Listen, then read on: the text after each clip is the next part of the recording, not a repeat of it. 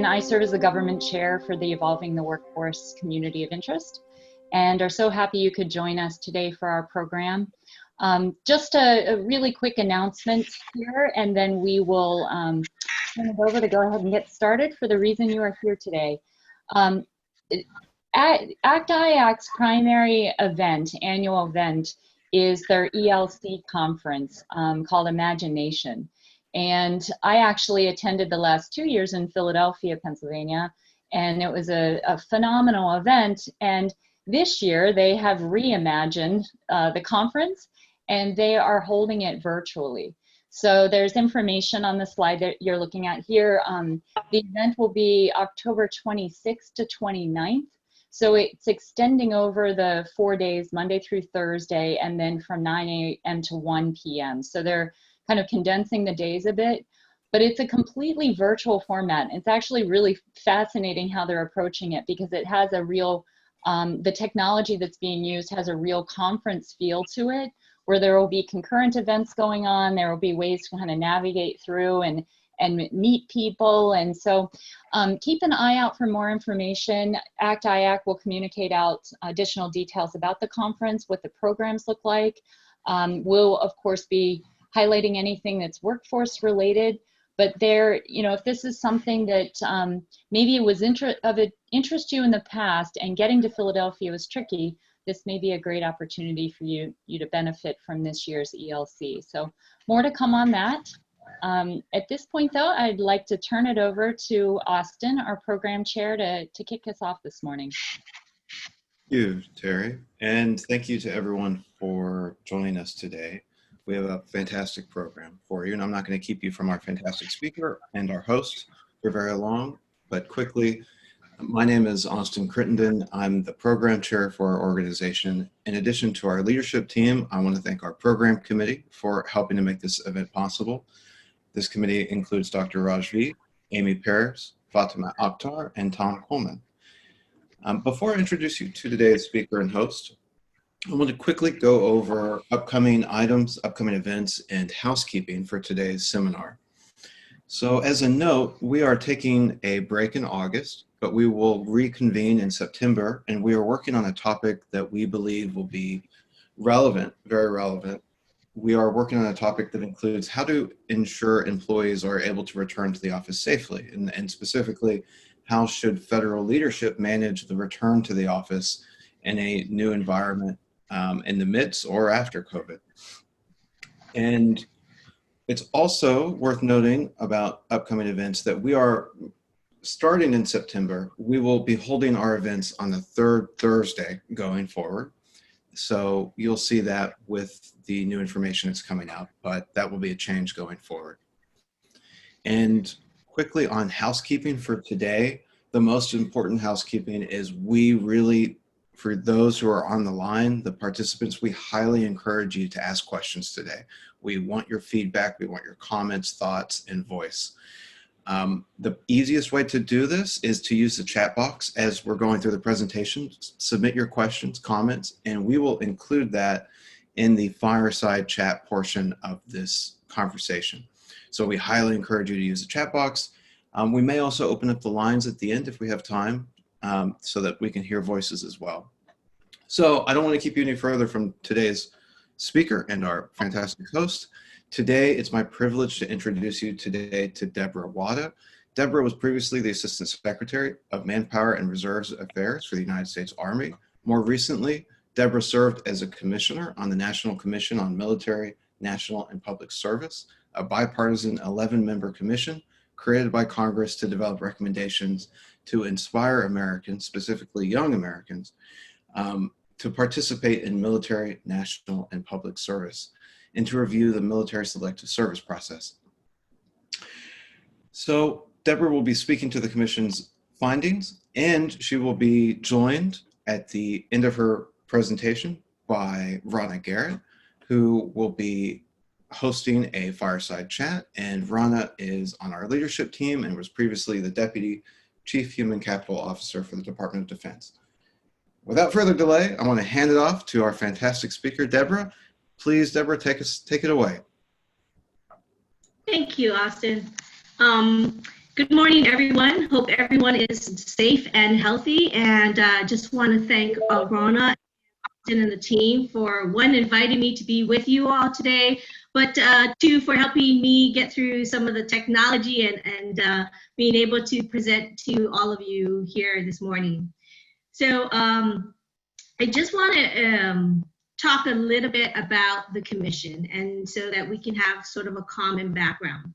As Austin has said, the commission was established by the Congress in the 2017 National Defense Authorization Bill, and it stemmed from a debate on whether we should include women in selective service registration or not. And as a product of that debate and that compromise, the commission was birthed. And the Congress asked us to do two things. One was to take a look at the selective service system and whether we should continue it. And if we did, should it be improved and should it be expanded? The second part, which is actually why I'm here today to talk to all of you, was they asked us, Senator Reid and Senator McCain had expanded the issue to include, for the first time ever, a holistic and comprehensive look on how we can improve and enhance opportunities for service, both in the military, national, and public service communities. And so it's a pretty big charge. We were given 3 years to do it. I would say probably not enough time, but the commission did try to do sort of a very comprehensive look at service that is going on across America. And so we spent the last first year and a half going around the country, talking to people, organizations, governments at the local, state, national level, looking at tribal organizations, nonprofits, faith-based organizations. We try to reach out to all sorts of avenues of communities and across the country. So we went to all 9 census regions. We did both small towns, mid-sized towns, urban areas, to get a sense of what's happening. And what I would say is we walked away with sort of an awe of what America can do, right? This was pre-pandemic, but you still saw pockets of excellence across this country of people who are serving their communities. And so we walked away because our charge is, how do we improve that? How do we give people the opportunities for service? Because what we found when we went out was that there are people who are doing great service in their communities and across the country, but the majority of people did not even know about opportunities for service. So those were some of the things that we had heard from these individuals that we in communities. So this is the first time, though, that a commission was established that looked at all 3 lines of service holistically. Normally we look at military service and how we can improve military service. There have been a couple commissions on how do you improve public service, and several on like how do we increase opportunities for national service. But this was the first time that this commission was given the charge to, how do we look at all 3 together, and are there synergies in which that we can develop that would bring these 3 lines of services? Because as we talk about stovepipes in the federal government, there are obviously the opportunities for service are stovepiped as well, right? The Corporation for National Service, if most of you have not heard it, is sort of the organization that runs a lot and provides grants to a lot of national service programs. I mean, public service obviously is supposed to be, but agencies have a lot to contribute. So, and on the military side, it's, you know, all the services plus the Coast Guard. And there's a lot of sort of stovepiping going on across the communities. And we looked at how can we sort of break those down and understand better sort of how do we reach out to the American public. Because as what we found was once we got outside of Washington, the lack of knowledge was sort of about service opportunities, but also just about sort of basic civics was lacking in our country. So I think if you had gone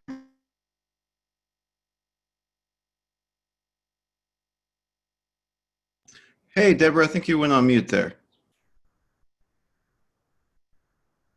All right, my screen went blank, so I hit my thing. Okay, so the last was, I think I was talking about the going out across the country. So we anyway, so what we found as we went across the country was the lack of knowledge as well, and the lack of civics education. And the reason why I'm bringing this up, because I think it's important for, I think, you all that are on this call to understand that it goes back, right?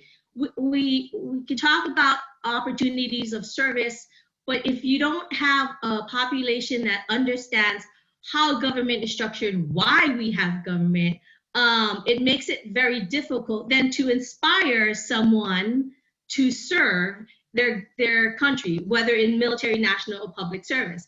And the commission walked away in that first year and a half, sort of struck by the lack of civics education that is going on across this country. And so what we found, and I think resonates, and Morgan from our staff will correct me if I'm wrong, but if I recall correctly, in our report, we identified that STEM education in this country, which you all are very interested in, receives about $54 per student because of the focus on STEM and the need for STEM employees. For civics education in America, a budding democracy still yet, we spend 5 cents per student. So, you know, the commission didn't think that civics education was not on our thing to look at. It wasn't something that we were asked to look at. But as we went across the country and we talked to people of all communities, that was the single most thing that they put on their priority as we went around the country. And so I wanted to make sure that you folks understood there's a sort of tie back here, right? We have to fix more than just how do you open up pipelines for people who want to serve in government, because it goes back to you have to understand the various levels of government, what they do, their responsibilities, and where you might want to make an impact, whether at the local level, the state level, or the national level, which we're talking about. And so for our commission, we highlight civics education as one of the issues, even though we were not asked to look at it. And so what we walked away with, though, as in our final report, is sort of over 164 recommendations on how do we increase opportunities, access, and aspiration to service, both in the military, national, and public service, but also made recommendations in those to improve civics education in the country, because we believe that that is core to how we will implement some of these, be successful in implementing these other recommendations over the course of time. And so just want to give you sort of that sort of background to be able to start into our recommendations. So can we switch to the next page? So I'm going to start talking about the recommendations that we had. The first one, as I had talked about earlier, is sort of these stovepipes. And so what we came up with was we needed to establish a council that would look at military, national, and public service holistically, that was raised to the level of the president. And then we would have a sort of presidential appointed, Senate confirmed individual who would be that touch point, right? That one person that you could hold responsible for ensuring that we coordinate information. So like basic information on data that military, national service, and public service recruiters collect, so that it could be shared among the different communities. And that we could promote and expand opportunities for these individuals. So for example, right now, military recruiters, when they have an individual who comes into a recruiting station, 9 times out of 10 does not qualify for military service. Currently, only 25% of, I think it's 4 out of 10 kids today actually qualify to serve in uniform. Majority of the time, recruiters just tell these individuals, well, I'm sorry, you can't serve. And they, go out the door. these are individuals who have self-selected their interest in service.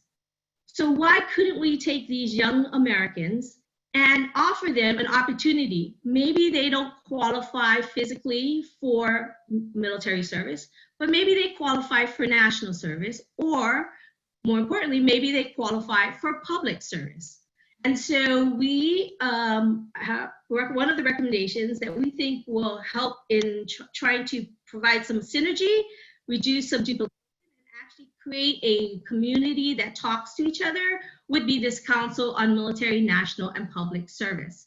And so that's how we started. Like, how do we start to break down these barriers so that we can have the government more holistically look at opportunities to serve? And so we would require a council to be established. The second one is, well, then how do you get people into understanding that you have all these opportunities? So we came up with a sort of, we looked at younger generations today. We have, all the social media, LinkedIn, Facebook, Snapchat, Instagram, you name it, and felt that if you had an internet-based sort of service platform where an individual is interested in service, right? And particularly younger individuals, because they have the lack of information that they have makes it difficult to understand sort of the multitude of opportunities that organizations, state governments, local governments, and even the federal government provides. And so what we would establish is sort of an internet-based website where you would go and you would say, hey, I want to be an engineer, and I'm going to school, I'm going to graduate, and I want a job as say civil engineer. And you type into this platform, civil engineer, and it would give you sort of a list of opportunities, right? You could start in the military service. You could put on a uniform and become an engineer in one of the services. You could work for the federal government. You could work for the state government, local governments, any tribal organizations, any job, sort of like a job board that provides you that sort of pathway to becoming a civil engineer would be on there. So maybe you don't have, you're not graduating from college, but you could go into a national service program that kind of has a background in doing some assistance in engineering work and get sort of that experience and background first to see, do I really want to do this or not, right? We do it now for like the Medical Service Corps, we have the Conservation Corps. So it gets young people out to see if this is something that they really are interested in doing, and then they can go and pursue it full time. But this sort of internet would be sort of the one-stop shop, right? Right now you go to a multitude of different websites to do different things. Department of Labor has one, DOD has one. What we're looking at is one stop, 2 clicks, and you got the information that you need to be able to assess sort of what opportunities are available to you and which ones you would like to pursue. And so that's sort of what we thought about, is how do you get people to you? Once you have all these opportunities, how do you let them know across this country that they have all these opportunities in which they can pursue? And so that's why we came up with, well, let's establish a platform. We'll put everything on there, even sort of definitely the military, because this is a different way, particularly in this pandemic. Everybody's going to the internet and social media to be able to engage with others. And so this was sort of our recommendation on how do you particularly engage with the younger generation, Gen Zs. So once we figured out how we get there and sort of who's in charge, the question then becomes is, how do you actually get them to work together, right? We, the people, ironically, it was a trip to Seattle. And when it started off as a meeting that we were going to have with recruiters, military recruiters. And so try to understand sort of what the challenges they have in the Seattle area, in the Washington State area, to get people to get into the military. And then we decided, why wouldn't we expand it? Why don't we include also sort of the national service piece and maybe the public service piece. Unfortunately, our idea was a little too late. But we were able to get the national service representatives there. They had never met, right? So one of the issues that we had talked about was access into sort of schools and communities, because if you're of a certain persuasion, people don't want military recruiters in their school, they don't want them in their communities, but they'll ask the national service people to come in, and vice versa. Like national service people want to get into certain communities and they're like, well, you don't pay us enough, like you're asking us to do work that, is not going to help us, that sort of thing. And so why couldn't they work together in the state of Washington or Seattle to sort of share their recruiting understanding of the market, but also share sort of the engagement with the community? So from the military perspective, they can't get into certain schools, right? Because they were told that they have to provide the alternative option to being recruited in the military. So in this case, schools would put the military recruiter next to an anti-war table. And obviously the recruiters at that point were like, I'm not sure that this is helpful, right? It's but we thought, well, what if you brought in the national service piece? It's still a different option and it provides kids a different opportunity, but it's not necessarily like we shouldn't be going to war. This is sort of providing kids all the information they need to make an informed decision. So if you had sort of the military recruiter there, the public service recruiter, and the national service recruiter in the same room, it gives the individual the opportunity and understanding and information to make a more informed decision on what is good for he or she in their life at that particular point. And that's sort of where we were coming from when we came up with a lot of sort of cross-service initiatives that would leverage the limited resources that government has, try to provide an opportunity for more information, more engagement, that would allow an individual to have a multitude of options that they may be qualified for. And so that was sort of the impetus behind our cross-service initiatives. So as you probably have been noticing, I am not just reading off the pages to you. So as I hope you're reading the little points that were on these PowerPoints, because it talks through some of the things, but I am also trying to give you sort of the story behind why we came up with some of these ideas and recommendations. And so we would actually have part of this, the councils, given them some money to be able to sort of bring these people together. And hopefully that will create some synergies so that over time, it's not just, oh, did you serve in uniform, or are you public service, or what national service program were you with? It's like, we want at the end of this, maybe from a decade from now is the goal, that we say to a young American, where did you serve, right? It's not did you serve, it's where did you serve? And that's the goal for our commission. So I know, but you all are probably all interested in is the next piece that I'm going to talk about, because both from you live it every day as federal employees, and those from the private sector are living with it every day. And so I'm going to get to the federal hiring piece. And ironically, most of the recommendations of the commission came in through the federal hiring piece. A number of us most of us actually, worked in federal government at some point in our careers of the commissioners, and even our staff. And so, and some of our younger staff are personally experiencing the challenges with USA jobs and trying to get a job in the federal government.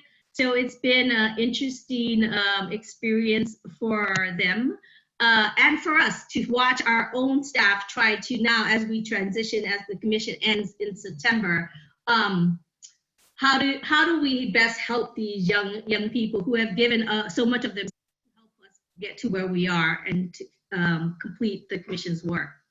So we have a number of recommendations that when we took a look at the federal hiring practices, that we thought were important that we needed to change and at least start the dialogue.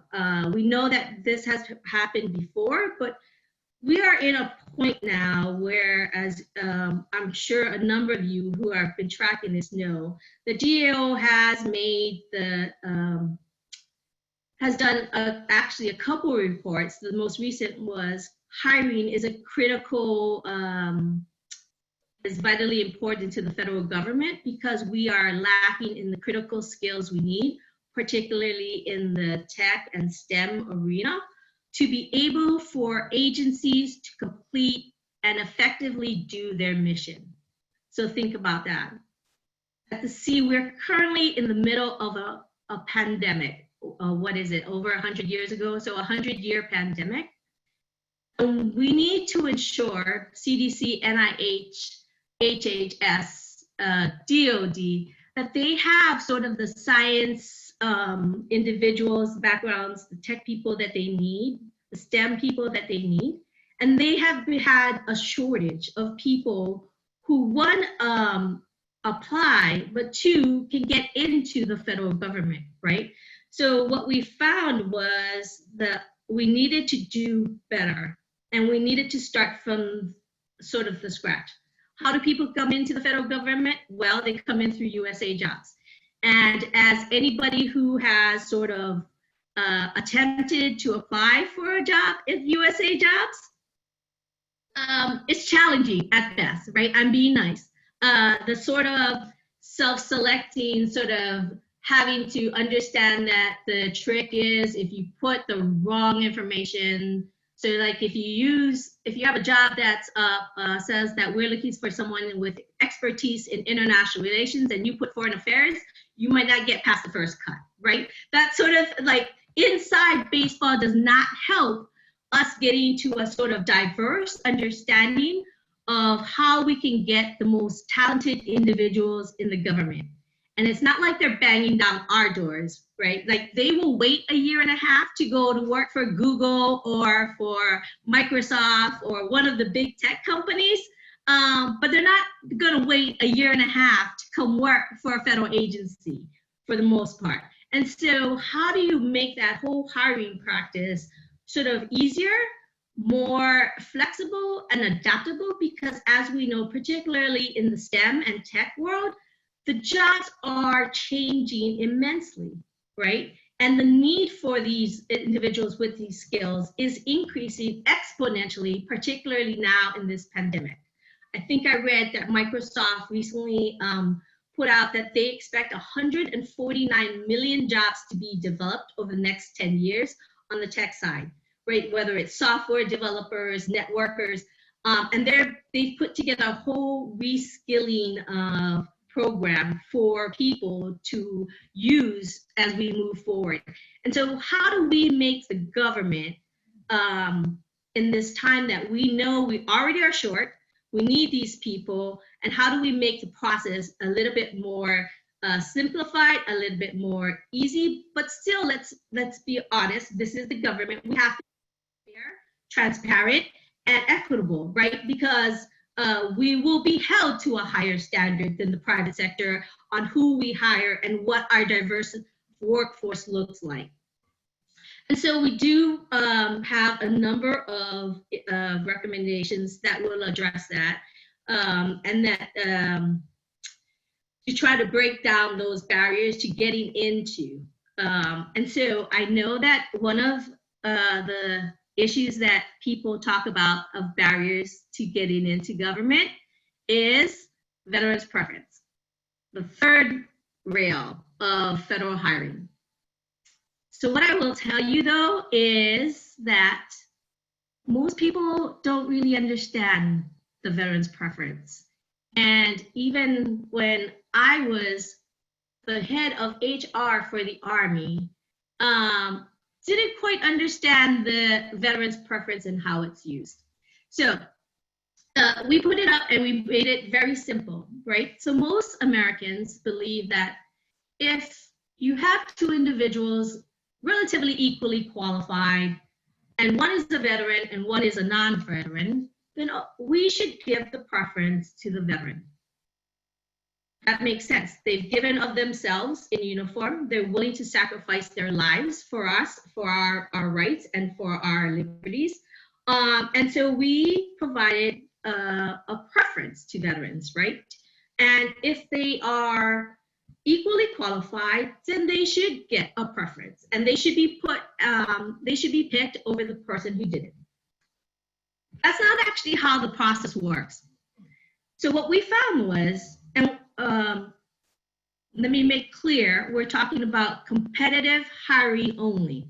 So what we found was that the veterans preference allows someone, as you rack and stack individuals, someone could be highly qualified, and you could have a minimally qualified veteran that is placed at the top of the list and over the highly qualified individual, and they have to have preference.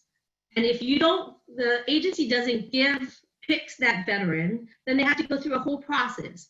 So what we found was agencies weren't willing to do that.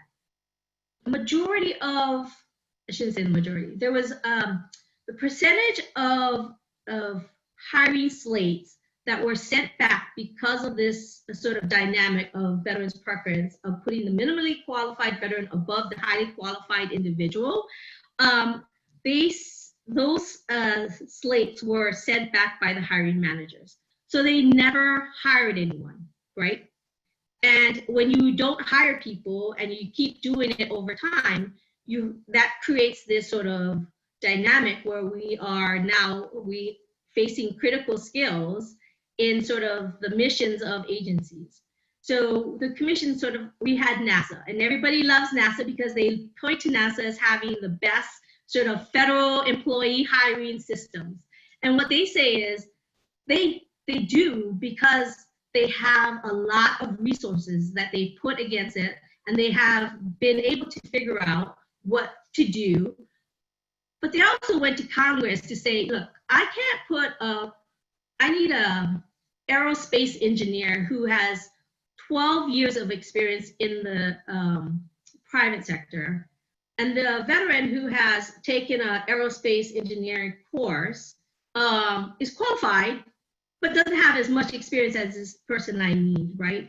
And so, but I have to pick this individual who is a veteran and put him into that space. And when we found that managers did that, they said, majority of time it doesn't work out, not just for the agency, but for the individual, because you have now put them in a position that they are not necessarily the most qualified for. And so they either are have a hard time actually doing their job, or they get a bad recommendation. And so, there's a bad sort of feeling on both sides, right? And so that's not what we want, because we want veterans to be able to have sort of assess their skills and put them in the right place. Because this competitive veterans hiring also doesn't that take into account that there might be veterans, because they're not service connected, on this other side that may have higher qualifications than sort of the individuals that are minimally qualified that are going to the top. So we actually took that issue on, and I'm sure that there will be a number of questions on veterans preference, and I'm happy to take them later. But I see that I am going a little longer than I need to, so let me continue through these slides. So the other thing we took a look at is how many young people who are coming into the government. And we went from 35,000 sort of recent college graduates, those recently leaving school, to about 4,000 today, right? And because for a lot of the pathways programs, veterans preference is also included in that. And so we have had a difficult time standing next to agencies, standing next to, say, at MIT or University of Georgia, next to a corporation that says, I can give you a job today with your degree. And the federal government representative is saying, well, we may be able to bring you in on an internship. You could apply for this internship, and hopefully we can get you in, and then you can start your sort of career in the public service. So if we want government to represent sort of society, which we do, I think, we need to increase sort of the under age 30 population in the federal government. And right now it's only 6%. So we have 6% of under 30, and we have a boatload of people, and I won't call, what I'll call them is more experienced individuals who are actually retirement eligible, right? So what we've said is we've got this brain drain on this end, and we have a pipeline this big coming in. So we have a number of recommendations that would fix this, because we need to be able to bring in the younger generation and also make our workforce much more diverse. So not just in gender and identity and ethnicity, but also in demographics and geographics. Like, we want a diverse workforce. And because we all know, both in the public sector and in the private sector, the more diverse your workforce is, the much more effective it is. And so we have a number of different recommendations that would sort of try to fix this pipeline problem. Next is, one of the recommendations we did was sort of looking at the personnel culture. And what we found was that we don't put a whole lot of resources against it, right? People become HR employees. They may have worked their way up through the federal system. We don't actually, we do have some training programs, but not a lot.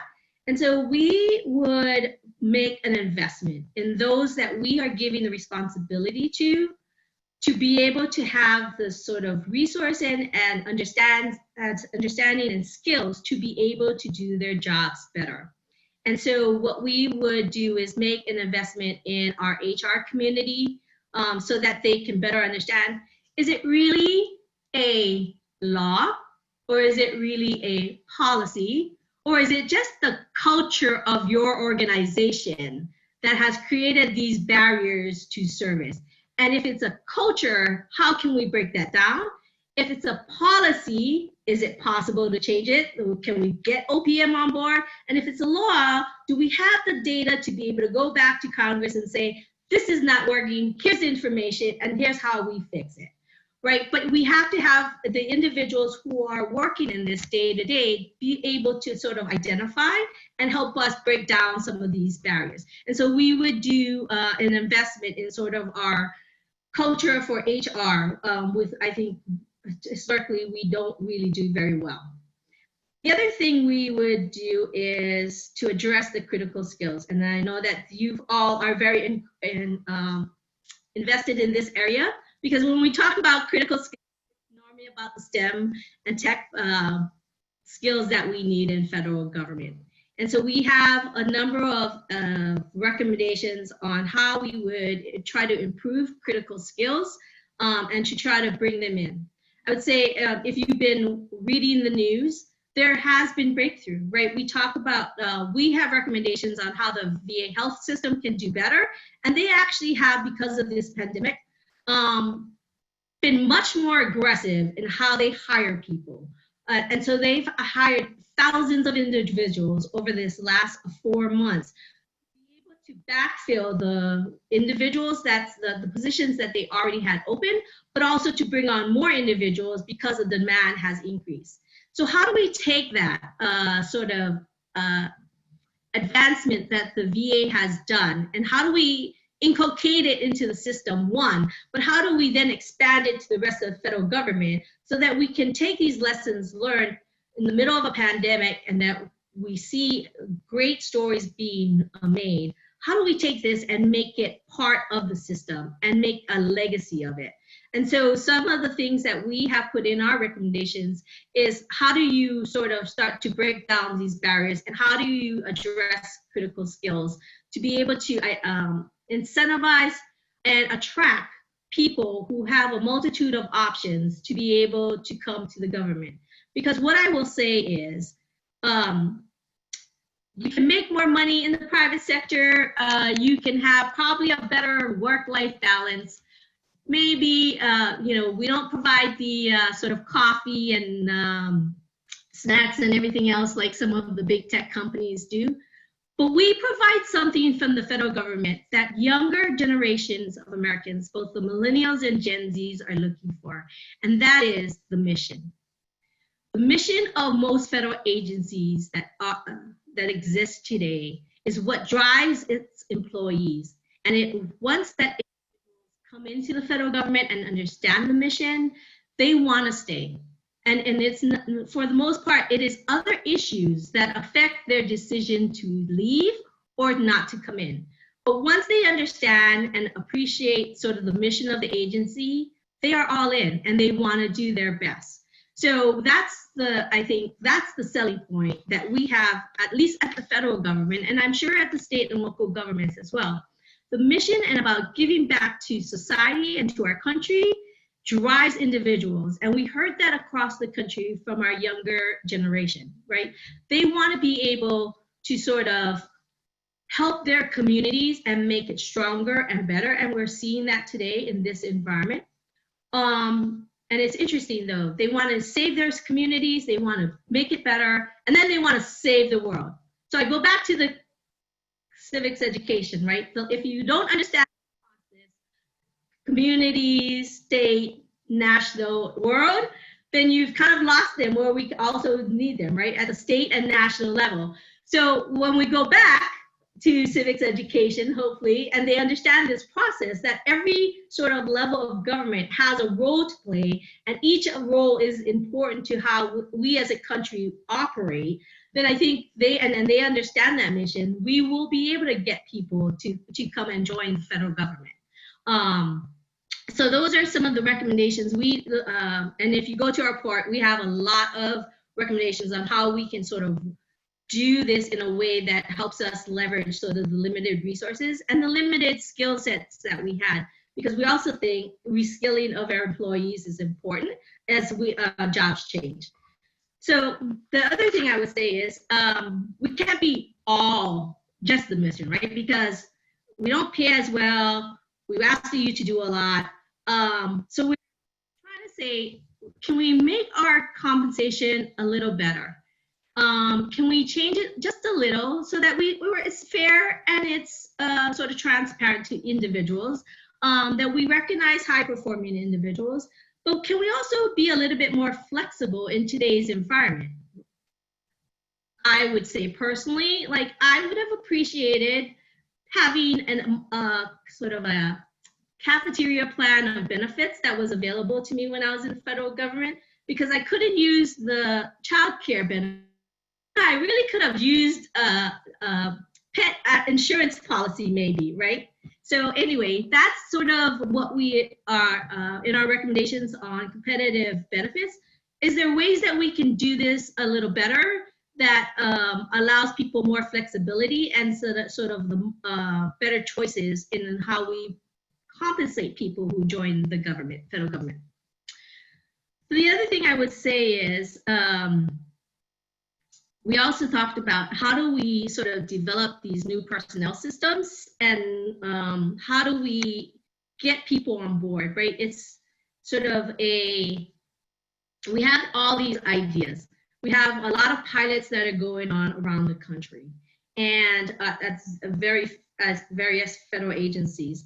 And so how do we take these pilots, some of which have been going on for decades, and we know that they work, but how do we expand them? And how do we take ideas? Because we know sort of things are changing at a much faster clip in the world and in our society than it has in the past. So how can the federal government, which is not sort of, it's a big battleship, we're not going to turn it all at once, but how do we take advantage of these sort of pilot programs, demonstration programs, things that the private sector has much more flexibility to do, and see if it can work in the federal government? And so we would provide a number of recommendations that would, expand OPM's demonstration authority, take pilots and see if they can be expanded, that sort of thing. And how can we create sort of these new personnel systems to be able to attract the best and brightest into federal government service? And so we have a number of recommendations that does that as well. So I'm not sure if I have either gone over or under my time, but the last is the commission will exist until September, and during that time, we are continuing to take, your insights, particularly I think from this community, would definitely be interested in sort of the STEM and tech sort of experience and understanding, because we do expect that we will be called as the commission to come and testify. We already have once with the Senate. I know that both the Senate and the House Armed Services Committee are considering having us come up. So I think, and they're always interested, obviously, in sort of the critical skills hiring and how do we do better. And so getting your insights would also be helpful, I think, as we continue. But I also want to put it on all of you here with us today, because as I said, the commission ends in September, and we will shut down. Legally, we will cease to exist. We will have our website up, our reports still up. But we're going to look to communities like yours to take up sort of this challenge. How do you take our recommendations? It doesn't say, I don't say all of them, but you probably won't agree with all 164. But how do you take the definitely, particularly on the STEM side and the federal hiring side, how do you take these recommendations that you can support, and how do you help push them forward? How do you do it through engagement with Capitol Hill? How do you do it with engagement through the federal government and your agency? Some of these we asked the president to do an executive order to change. We asked them to take a look at how they would do it. So there are opportunities for other levels of the government and not just Congress to be able to start affecting change. And that's where I would ask all of you to take a look at sort of the recommendations that we have provided, where you can make a difference in trying to help make change in our system so that we can meet the mission of our federal agencies. So on that note, I will stop for now, and I believe we are going to questions and answers. Debra, thank you. To Austin. Sorry. Thank you, Debra. That was a great close to the presentation, that call to the audience. That's fantastic. We will move to the fireside chat hosted by Ronna. Before doing so, we want to cover the participant feedback we've received so far and ask for your response to those questions, Debra. And also, while we're on this note, for those on the line, please do continue to put in your questions as we go through this, and we'll incorporate it in the fireside chat. So we had a question here with a comment from Tom Coleman. Tom says, Debra, great insights on lowering the technical barriers for job application and simplifying the application process, especially for new entrants. Speed remains a major challenge as the federal process and required steps will never match the agility of private sector hiring. I've lost many great candidates who would have preferred public service because of the inability to get from selection to job offer in a reasonable time. What strategies and techniques should be or are available to bridge or compensate for these disadvantages of bureaucratic delay? What are your thoughts, Debra? So I would say we definitely need to fix the system, because that's part of the underlying problem, right? And that will take us longer. But there are little things that we can do now that would help, I think, agencies. And one is responsiveness. So when we talk to younger Americans, when they put in their application to USA Job, in their mind, it goes into a black hole. Most times, they never even get an acknowledgement that it was received, whether their resume was looked at, sort of what's the expectation. And so I think from agency perspective, we can do a much better job today in sort of giving an expectation to the applicant of what's happening, right? Just a basic sort of thank you for applying. We have received your resume. We will be, the job opening doesn't close until X day. At that point, it will take us so many months to review, so that they have an expectation, a better expectation of what the timeline is in a job selection, than it is right now, where the majority of time, unless they are like sort of walk through the process, the majority of people who apply for USA jobs is I put in a job and I don't hear from you. And if I ever did, it was 2 years later. So I think that's why we can do better now today in trying to help people better understand. When we went through the country, we did tell people, you know, it does take the government a little longer. But as I mentioned, we have seen if you want to hire and there is a desire and a demand, that you can do it. So the VA was able to break down barriers, right? They brought doctors on board without waiting the 30 or 60 or 90 days that they need to justify their credentials or their licensing or all the other requirements that they put on that normally takes them over a year to bring on a doctor. They brought them on in less than 30 days. If they can do it today, why can't we continue to do it tomorrow and in a year from now when we have a vaccine or we no longer are facing a pandemic? Why can't we take these changes that we are seeing in the agencies, because they are now being forced to do something different, and making sure that we sort of make that systematic changes, right? Some will need some congressional changes and some is policy changes, but we are seeing pockets of excellence in how we can do this better and more efficiently. And so I would say that expectation management we can do today to help kids understand what it takes, because yes, I'm getting to be like a Gen Z. Like I want to respond back in 20 seconds or less. So, you know, if I click on and I don't hear from you at all, I'm not sure that this is the right environment that I want to be in. And we can change that by having better engagements up front with individuals who want to participate in the federal government. Gotcha. So, easy task, but I think it can be done. Tom, thank you for the thoughtful comment and question. We have another from the PMF program account, and it reads, completely agree that we need to increase the size and diversity of students and recent graduates in government. How do you balance the ideas of fairness and open opportunities for everyone to express interest with the need to easily hire students and recent grads with the degrees and skill sets we need?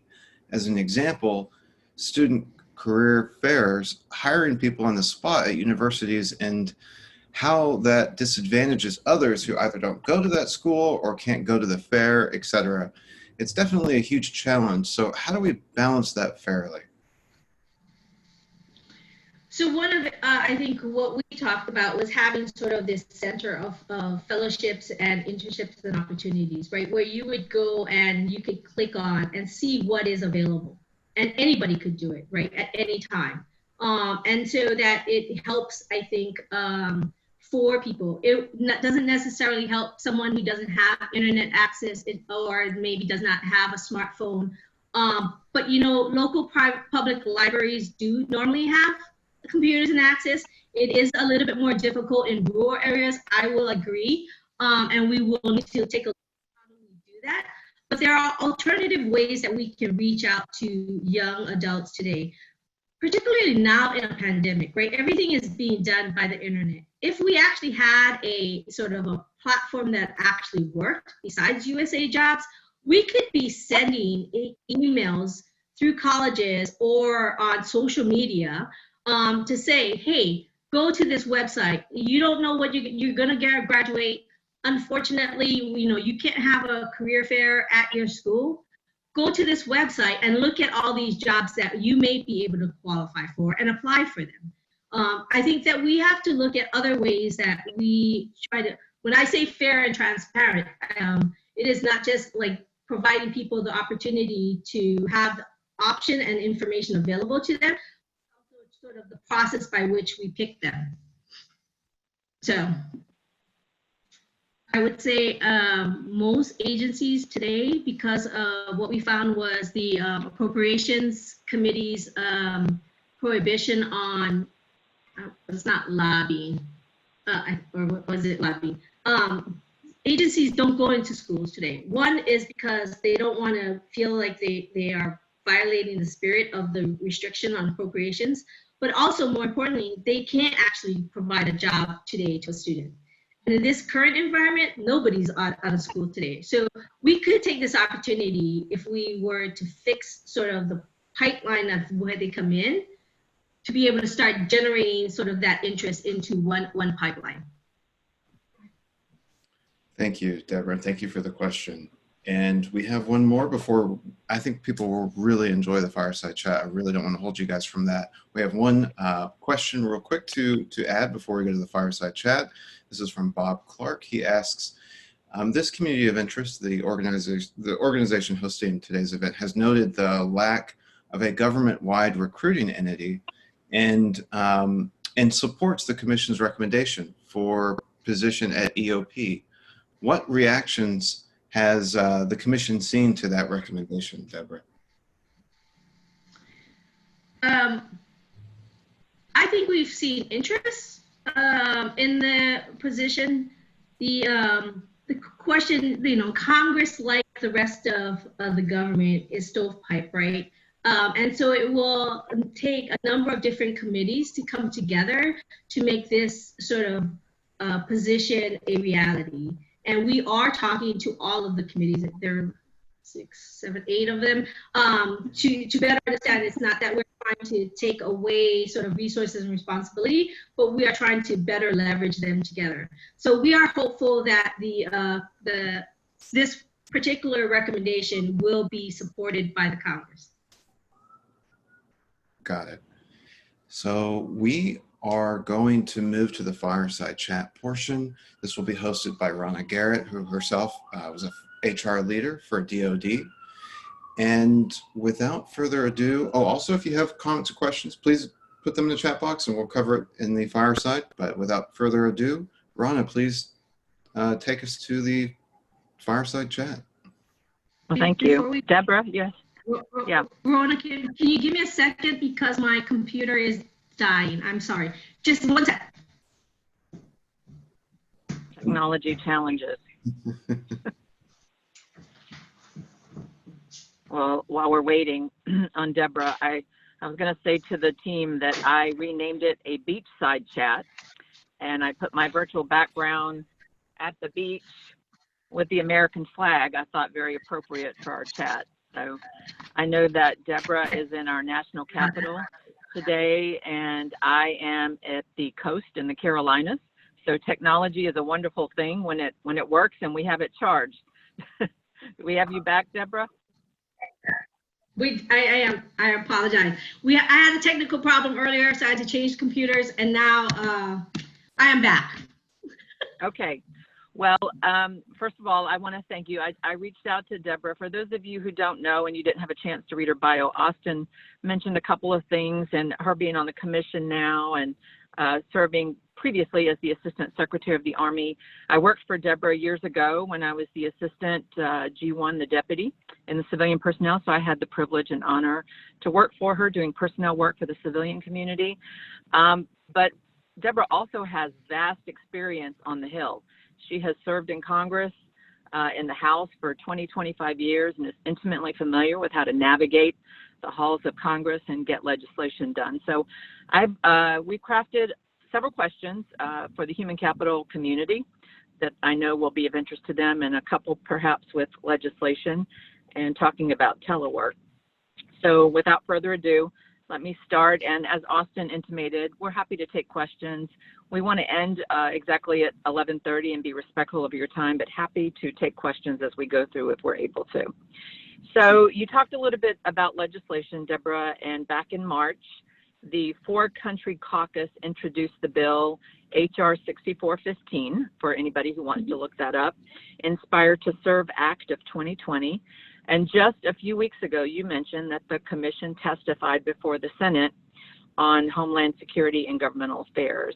And so I want to hear a little bit on your thoughts on what you think is most important action to take and what legislation and resources do we need to move that forward. Sure. Obviously, the commission remains committed to getting our recommendations, particularly those that need congressional actions, into law. unfortunately, the pandemic has made it a little bit more difficult. So a hearing that was scheduled in the Senate had to be postponed. We expect it to be rescheduled, but at this point, still not sure when it would be. And as well as the, not that any of you would have spent 14 hours watching the defense authorization markup last week, but Congresswoman Houlihan actually offered and withdrew the amendment that was HR 6415 as an amendment to the National Defense Authorization Act. And one of the reasons she did so was because the committee had not had an opportunity to have the commission in front of it to better understand sort of our recommendations. But we expect that there is significant interest both in the Senate and the House, and particularly the Armed Services Committee, which is sort of our parent. They birthed us, and so they have an interest in it. And I would say definitely Senator Reid, as the sort of father of this amendment with Senator McCain as his legacy, there is strong interest in how we can move forward sort of those congressional recommendations. And so we are working with a number of different committees, and we expect that if not, obviously this year might be a little hard, but definitely next year we will continue to push forward to make sort of these recommendations law. Okay. So let's transition and talk a little bit about public servants. And I want to give a comment on my own personal experience. When I read the report, it resonated strongly with me with regard to civics. When I graduated from high school in 1981, which was a long time ago, it was more about armed forces services directed toward males. And I didn't know anything, quite frankly, about public service. And in fact, it had a negative connotation to it. And so I just wasn't educated and informed. And lucky for me, I stumbled upon a career in federal government when I was 22 years old and retired 34 years later as a public servant. And it was time well spent. And so I want our group in the human capital arena and everyone in the audience to be able to take information away and be able to educate others on how good it is to be a public servant. So let's talk about public servants for a little while. They're vital to the security and well-being of the nation, yet outdated rules and practices make it difficult, and you've talked about that a little bit.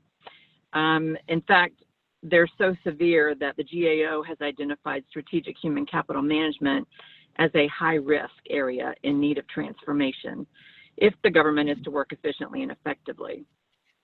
So tell us what you think the steps that would be most impactful in improving recruiting and retaining the best talent. Do you think it's reforming personnel systems, updating current personnel systems? What do you think about that? So I think it's sort of, probably not the answer you want to hear, but it's sort of all of the above, right? From beginning to end, we have to do a better job of how we bring people in, how we provide some expectations on the timeline to get in, what is expected of them, supporting them while they're there so we can actually retain them. There is a number of stories that talk about Gen Zs and millennials and how, particularly Gen Zs, about how they don't stay at jobs very long, right? They like to move around. But recent research is showing that it's not necessary that they choose to move to different jobs. A lot of times it's the mission and the environment in which they're working. And if they are committed to the mission and the sort of the work environment they are in is supportive and is challenging, and they feel that they are making a difference, they stay.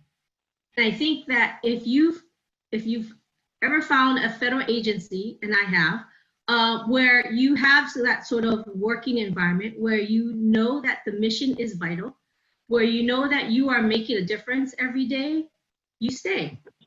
And because you know that it is important that somebody like yourself that has the skills and knowledge is able to do the job, right, for the country. And so I think you have to do a better job in doing, I think, sort of stop the denigrating of public service, because like you said, it is something that parents, particularly first gen parents, what we heard from young, diverse individuals was, you know, my parents made a lot of sacrifices for me just to go to college. And, you know, they expect me and I expect to be able to help them when I graduate. And I think that federal service allows you to do that, but because of the time it takes to get a job and do everything else, it doesn't make it a sort of a feasible proposition. And so if we want to bring in a more diverse force, we have to look at things like that and start breaking down those barriers. That's why I said I think it's everything, because everything that we can do to make the system better helps in the long run. Okay. And I appreciate that. And I hope that one of the messages we take away today is to be able to inform not only our children, but applicants, college students, and other people about all of these services that are available. And so, again, we appreciate your time here. I want to talk a little bit about, I know everybody's interested in Platf, and I'm surprised we haven't had any questions on that, but let me ask you specifically, the recommendation, you talked a little bit about veterans preference and competitive examining or competition.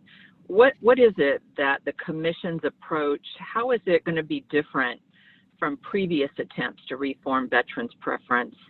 And tell us why you think that the commission's recommendation would be a better option, and why it would be likely to be taken up by Congress, when I know for a fact myself, I've made several runs at Congress to change veterans preference, and it just didn't happen, at least in my tenure. So can you talk to us a little bit about that? So I think the commission looked at it in a slightly different way, right? A number of us have come from the national security background.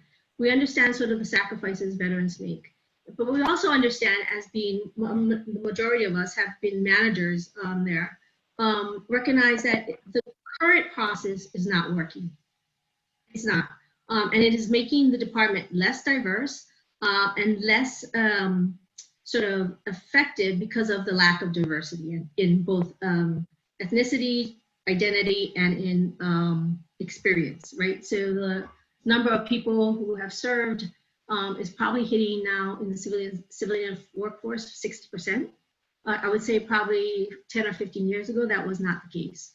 And you need that sort of diversity in workforce, especially in the national security arena. And I think what's different is we actually are proposing to make it more effective and in some ways better. So when we think back to when sort of this new emphasis on veterans preference came into being, we were in the middle of a recession, right? The financial meltdown. We had the highest unemployment rate of veterans at the time. And we were trying to help veterans by putting in this preference. And over time, we found that, the commission found that it's not quite working. It's not quite working for all veterans fairly. Because as I mentioned, if you're on a competitive list, and you're minimally qualified service-connected vet, you go to the top of the list. You could actually have a whole list, including the most highly qualified individual, being a veteran, but they won't actually necessarily get the job the way that the current structure is set up. And then what we looked at was who's really using it, right? We really want young veterans, particularly those who don't serve a whole career and retire out of the military or the uniformed services, to be able to sort of want to help them in their jobs. A number of them go to college. Under the current preference, they lose their preference after 3 years. So if you think that today, most kids today actually take 5 or 6 years to graduate from college today. So even if you have the most high-speed person who actually graduates in 4 years, they still won't be able to use their preference. And I don't think that was not the intent, right? We want to have young Americans who have served in uniform, done their tour, to be able to have a preference in working for the government. And so what we would do is actually say, for those individuals, particularly, we actually extend the timeline to 10 years, because you may get your degree in 4 or 5 or 6 years. You could want to, not want to have anything to do with the military at the time that you come out and you take a private sector job. But we know that they, there's that mission that I go back to, that they recognize when they left service, that a lot of them start looking for. And that's the reason why they come back to government, or actually to service, any type of service organization, nonprofit, sort of the even private sector, if they're doing something in terms of mission, that's helping to help society, that sort of thing. They're looking for that. They had it in the military, and that's what they look for. So we would give them 10 years to use their preference to come back, to use that, so that they, they have life changes. It may take them 10 years to graduate, but at least they have that preference. And then for sort of the more senior people, like, we want them to come back into government as well. We're not saying that we're not trying to help the retirees as well. We do. But maybe we don't have to help that individual use his or her preference multiple times to be able to get up the GS schedule, because the intent is to help you break down the barriers to get in. And once you're in, you should be able to be competitive for other positions. Yeah, that resonates with me, and I am sure a lot of my colleagues in the human capital arena. I can't see the chat box, but I want to defer to Austin. Is there any questions on veterans preference? Right now would be a perfect time to ask. So I will say that we'll save we do have the director of the PMF program who would like to raise her voice with a comment or question. So we might save that for the last 5 minutes, but I don't have a question here just on veterans preference yet. But I just want to give that heads up. Okay. Yeah. All right. Well, Debra, I think I said it too. I would say one more thing on veterans preference. What we're talking about is less than 25% of the jobs today in the federal government. Because of the way that things have evolved and sort of the challenges that people have seen, particularly hiring managers, dealing with veterans preference, we've had workarounds develop, right? So federal agencies who can't make mission, can't, because of veterans, the belief of veterans preference is hampering their ability to get the right people into the right jobs, have gone to Congress and asked for direct hiring authority. So think about this. The current competitive hiring jobs in the federal government is, we believe, I think the data we found was about 25%, but actually hiring managers that we talk to actually believe it's less than 20%. So today, our federal government is hiring people under a competitive process of less than 20%, as opposed to direct hiring. So think about that. If we want to have diverse, we want to have it open, transparent, where competitive hiring used to be the majority of jobs in the federal government, it is probably less than 20% today. Okay, that's great insight. I'm going to transition to what you referred to as the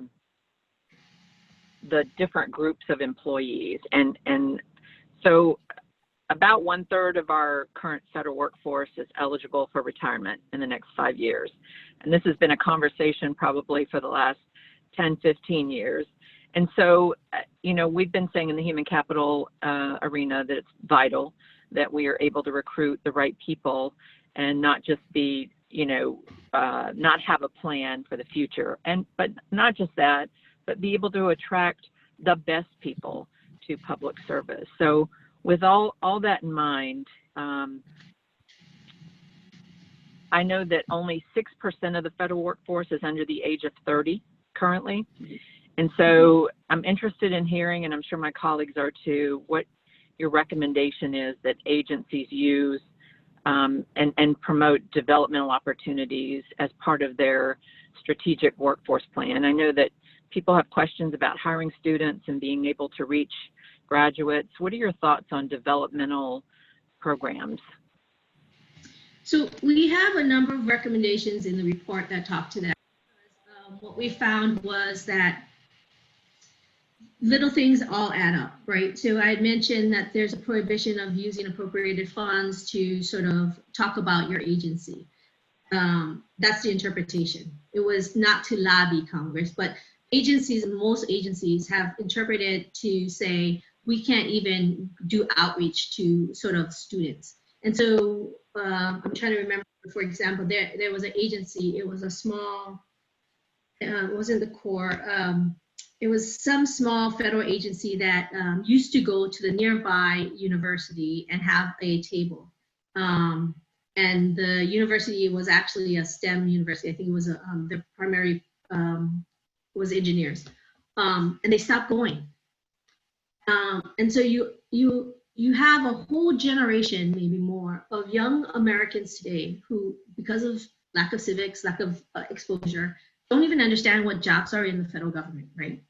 And so the one of the smallest thing is that we recommend is go visit schools. You should be in universities to talk about what your agency does and the type of jobs you need, right? And I use, for example, the Army. When I was the MNRA, we went to a high school in Denver, Colorado, and I asked people if they considered serving in uniform. And one young individual was like, no, I don't want to, because I wanted to be, was it a financial person? And I was like, well, you know, we have finance officers in the military, and actually they're very young, and we give them responsibilities for hundreds of millions of dollars that you probably wouldn't have exposure to in the federal government. They don't know. Young Americans today don't understand what the federal government does and what jobs we need. And it has only been recently when the government shut down. You know, we talk about TSA employees, but today when we talk about a pandemic, CDC, NIH, all the individual agencies that are working together, majority of Americans today don't understand what those jobs do, let alone that they had jobs in the federal government, right? Like the other one, I use the Army example. One, I used to tell people that when I went around the country, I have every job in the United States, in the Army, in uniform, if you are interested. The only sort of profession I do not have is a beautician.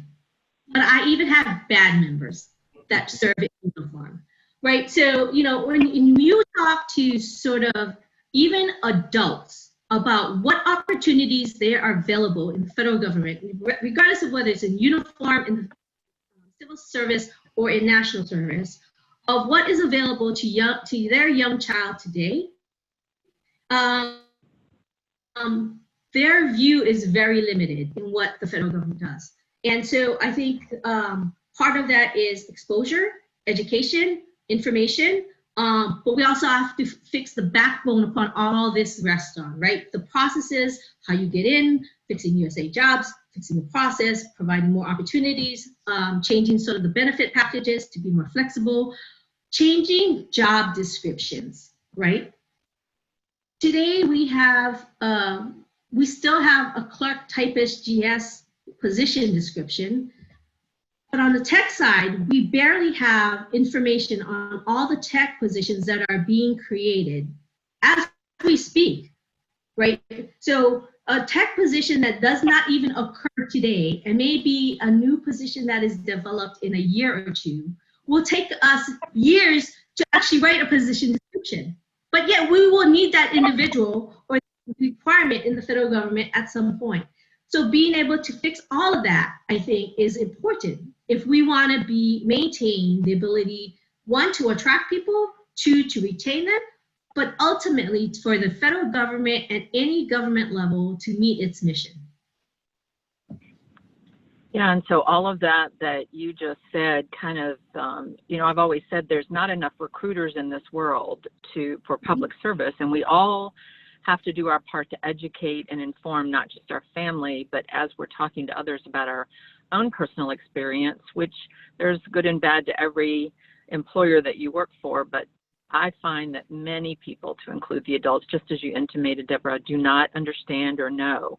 And so all of the recommendations that the commission has made, I think that if acted upon, will enhance the security of the nation and strengthen the American democracy. And you talked about in what ways these people who serve in all of these ways are able to address things like the national health crisis right now. So we can use this as a platform in which to educate and inform.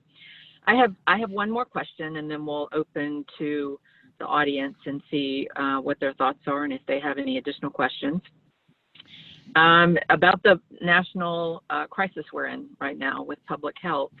And I know back in 17, which is right after the time I left the Army and went to the SecDef office, and we were working on how many people would be telework eligible under a COUP plan, right? And Right. One of the most difficult things we had in DOD was, DOD is one of those agencies that says you can't telework. You got to be at work in the Pentagon or wherever you're at on the installation. But back in 17, the entire federal workforce, only 43% were deemed eligible to telework at that time, despite a longstanding requirement to incorporate telework as part of their COUP plans. And so with this current national crisis, it sort of put us in the spotlight. And, fast forward 5 months into this national crisis, and we're finding, we're hosting speakers who have served in Congress, such as yourself, ma'am, on a Zoom call. We're getting work done through many ways, through technology and teleworking. So all that said, what are your thoughts on that in particular, and how we can, what steps we can kind of take, agencies can take to better prepare for the future, and what you think about creating work environments that would better match the expectations of the next generation of workers? Well, first, let me say that from what I've seen, the agencies have done a tremendous job in the short amount of time that they've had to do it. And I can talk to you a little bit to the Department of Defense, because I still have friends that work there, right? Hundreds of thousands of individuals starting to work from home in 5 months in a building that wants you to use a CAP card to just get into a system, that you have stovepipes that to get everybody in. It's not perfect. I get that, because I have friends still complaining about the having to go on at 6 a.m. if they want to review a document and make edits, so it doesn't take them 2 hours to make one change. There is still much room for improvement of what we've done, but I want to recognize that they have, particularly our tech support people, have done a lot to be able to allow people to work from home in this environment. But obviously, we have to do more. We don't, not only is it imperative right now, because we don't know what the next several months or 18 or even 2 years looks like, right, with an ongoing pandemic. But as you said, we need to be able to be a little bit more flexible. And I'm hopeful that sort of the first thing we have to do is sort of break down cultures. We have to break down that paradigm shift where is in my parents' generation that told me, you show up for work every day, be on time, work your hardest, give 110%, and you will be rewarded, right? We know that you don't actually have to be seeing somebody at work to see if they're productive or not. Because I could be sitting next to somebody who came in an hour earlier than me, leaves an hour later, but spent 8 hours of the day actually on the internet, Googling whatever they are Googling, right? And not necessarily doing their work. Just because you sit at a job or sit in a desk does not automatically make you productive. And I think that sort of cultural understanding, I think we need to start breaking down. That there are times where you will need somebody to come in. You want the sort of group dynamics, but there has to be a balance. If we want to be able to attract that generation that we want, that we talk about, the younger generation, Gen Zs, and even those in the Gen X or the Gen Next, we need to start making our federal government a little bit more reflective of sort of opportunities that exist in the private sector. And so, you know, making that investment is important, but it is an investment and it's a huge one, right? Most federal agencies, either I say, well, don't make it a priority or have limited resources. I mean, I'm more familiar with Department of Defense, which has a lot of resources, but like when I think about other smaller federal agencies, their IT budgets are not very big. And they will be pushed to be able to do that sort of tech investment that is necessary to be able to allow their employees to be able to work from home. So I think from a holistic government perspective, it is something that we as a country need to be aware of and look at, right? From the Congress point of view and also from the agencies. What is it really going to take in terms of investment and resources to be able to allow people to work effectively, but also securely at home? Because as we know, we're all working from home. We're on Zoom. We had Zoom bombers. Like, you know, we need to make sure, especially on the national security side, that you could do it in a way that is safe and effective. And so this is something that we need to look at and need to make a concerted effort to try to fix for the future, not just now, but for the future. But there are little things that we can do right now, right? Sort of breaking down the cultural barriers. Because I do think there is a balance. I don't think that it is we all gonna work from home, because even on the tech side, prior to the pandemic, we were seeing some tech companies requiring their employees to come back to work because there is a dynamic, right? Well, the standing by the water cooler where, you know, we used to sometimes think that was but a chit chat, there were some productive ideas and approaches that came out of those discussions. And that is no longer happening because we're working from home. So unless you schedule a Zoom call or a Microsoft Teams call, you know, it doesn't have that sort of impediment, that impromptu sort of dynamic. And that does have an impact. And so finding sort of that balance between working from home and also having to come in at periodic times is something that we have to work toward. And I think it's also something that the private sector is looking at as well. Thank you. Yeah, I really appreciate all those insights. And before I hand it back off to Austin to take other questions, I want to formally close out the beachside chat.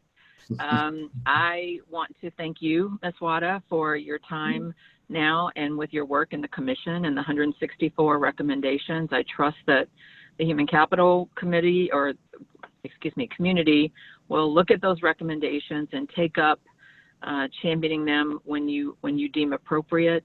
I know that we are major influencers in what happens in these organizations, and so I charge us to do that as we listen to your insights and the report findings.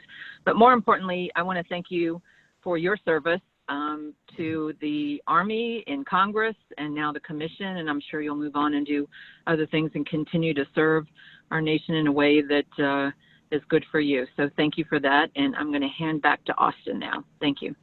Thanks, Ronna.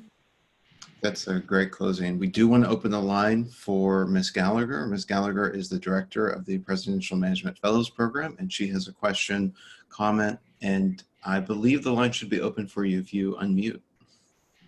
Great. Thank you so much. I really appreciate the opportunity to address the group. We really value this community of interest and really appreciate and value the work of the commission. And we've been following it closely and want to figure out ways that we can help champion and help support a lot of the recommendations, because they are absolutely on point. The one that we wanted to comment on is obviously the one directed towards us in terms of the PMF program itself.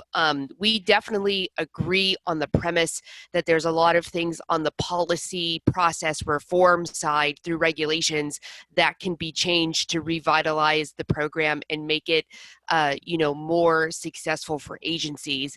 I think the area where we don't necessarily agree with in terms of the recommendations is the how, especially in terms of devolving the authority to agencies to kind of run their own PMF programs. Because similarly, what we've seen with recent grads and interns is that giving the authority and responsibility to run them and then not giving them the resources and support to be able to do them successfully, you're kind of setting agencies up for failure. And so what we've seen is we want to help and be there, and that's one of the things that PMF is valued for, is giving that centralized support and mechanism to be able to handle it and do it successfully. And one of the things in the report mentions about that there's often a failure to retain within PMF, and that's one of the things in data that we know is just incorrect in terms of, you know, at least from fiscal year 2016, at least 93% of our folks, once they finish the program,